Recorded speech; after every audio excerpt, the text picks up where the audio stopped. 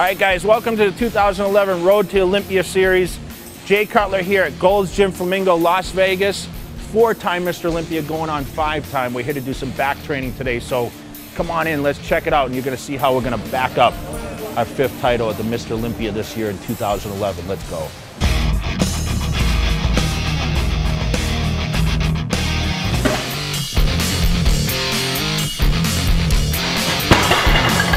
Pretty much I run through my workout the day prior when I plan like back training. So I kind of have an idea what I want to start with, and as I get in the gym I go by feel. But I have 2 different back days where one day I focus on a lot of rowing movements, the other day I focus on more pull-ups and pull-downs and what I call width exercises, whereas the rowing is more for thickness.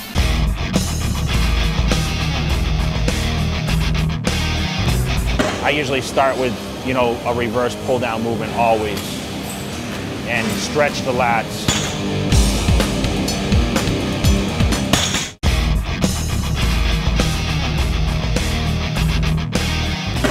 And then, I do one exercise for width, and then I go into the rowing movements, full tilt.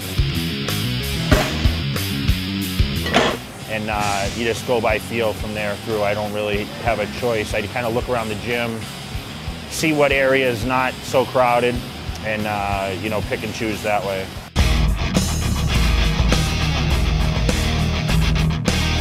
I don't necessarily call my first sets the warm-up sets because I'm already warm when I get in the gym. I mean, I live in Las Vegas, summertime here. For me, it's pretty much a feel set. So I want to just kind of feel what the weight's going to do. Every day I'm stronger or weaker. So what I do this week may be different from the next week. So I really go by feel. It's not like, okay, pick a weight that I've done before. I really don't have a determined weight. Sometimes I start really light, sometimes I start heavier.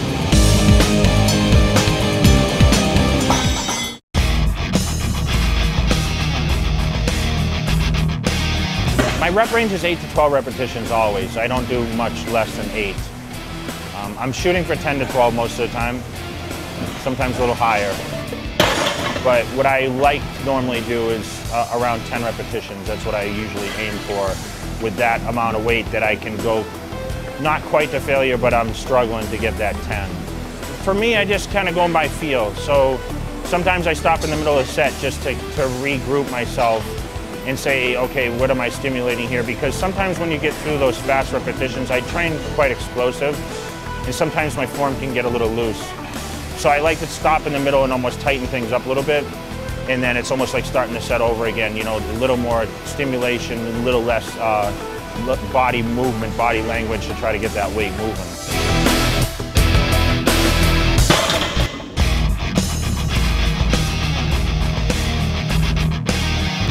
Training for so long, there's so many things you can do for your back. I do a lot of different angles. I stimulate different areas of the back with every angle that I usually use. So back and legs are my hardest training body parts. Obviously the biggest body parts too. So I do focus on, hitting those areas twice a week a lot of times. Some touch up on both back and legs. I believe a strong back and a strong set of legs wins bodybuilding competitions. Everyone knows that. So I just feel that having those superior body parts is going to put me, for the number 5 title.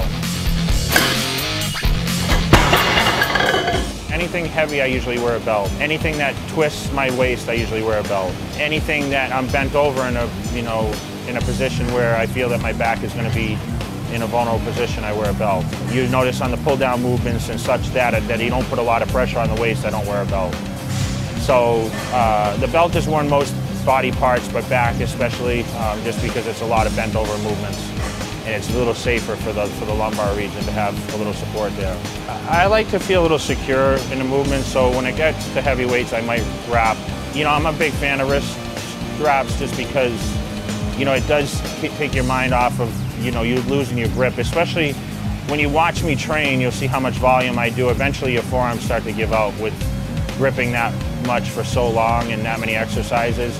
You almost need those wrist straps to hold the heavier weights.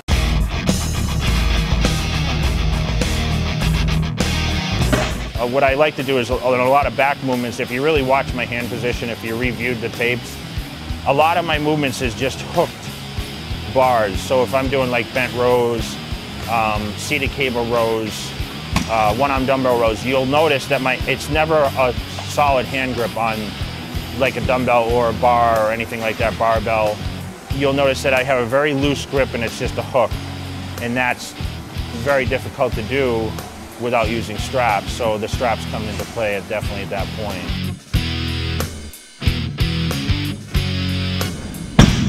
Yeah, I mean, the rest period, I don't really like to take a lot of time unless I'm training extremely heavy. If I'm doing walk-in lunges for legs, or if I'm doing heavy squats, I might take 2-3 minutes. For me, I think, training with that, keep that intensity up, the 1 minute rest time is, 45 to 60 seconds seems to be sufficient, enough to catch my breath. But I like to stay in the set, so I don't wander too far, I don't create any conversation. Or vanish my thoughts too much from what is in front of me. So you'll notice when I stand there, I'm constantly thinking about the next set, but I watch the weight. I'm looking, I'm like, okay, is this gonna be enough for the next set? And you'll notice a couple times I actually changed the weight even after I reset it after the set, because I felt, okay, I can a little stronger. Once I caught my breath a little bit, I knew I could do a little more weight, and then I just added weights.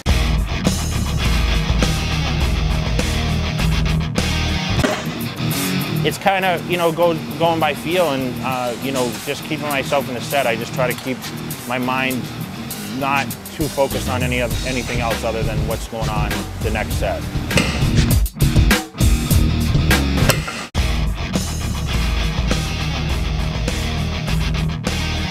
Huge volume guy. I've always had great success with that. I believe just a lot of variety, that's what's going to build muscle mass. I go for the pump, I go for what fills the muscle. And a lot of these movements that I do, I see a lot of different areas in my back and a lot of other body parts, certain exercises that really stimulate that. And there's just things that I commonly like to do for back. And you saw a lot of those things today. It's not an uncommon thing to see me do between 30 to 40 sets for back total in one workout session. So for me, it's just routine. I've been doing the same thing since I was a kid. People may knock it, say it's too much, but I've achieved 4 Mr. Olympias doing the same thing.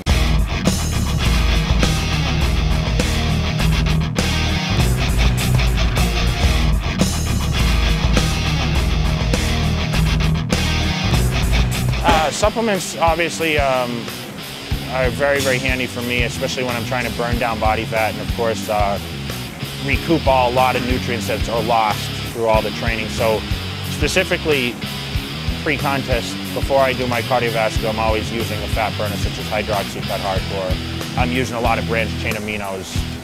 So MuscleTech's new amino product is great for obviously recovering after. This is what I took after my workout today before I do my cardiovascular. Recovery for like glutamine products. Sometimes such products such as like a Cell Tech or Intravol while you're training to help keep the muscles full, keep the muscles active during your training when you're really depleted, when I get really down. I have some high carb days that I'm still able to use those kind of supplements, which a lot of bodybuilders don't get to use. It's going well and I feel very, very strong going into this competition. I'd have to say I turn 38 actually tomorrow. I feel the best I've felt in my career at this point, which is pretty amazing because 38 is considered old to a lot of people, but I think in bodybuilding age, it's a fresh age. Don't count the old man out. All right, you guys seen how the back training's done? We're going for 5 times, remember that. So you guys saw the intensity, you saw the volume, you saw how it's done to be Mr. Olympia, okay? Phil Heath, I hope you're watching, by the way, because this is how it's done here in Las Vegas, and that title is staying in Las Vegas. So we'll see you guys next time. If you guys want to check out more information, check out MuscleTech.com, bodybuilding.com. Here we are, 4-time Mr. Olympia, Jay Cutler, 2011 Mr. Olympia. I will be the one. So we'll see you guys there.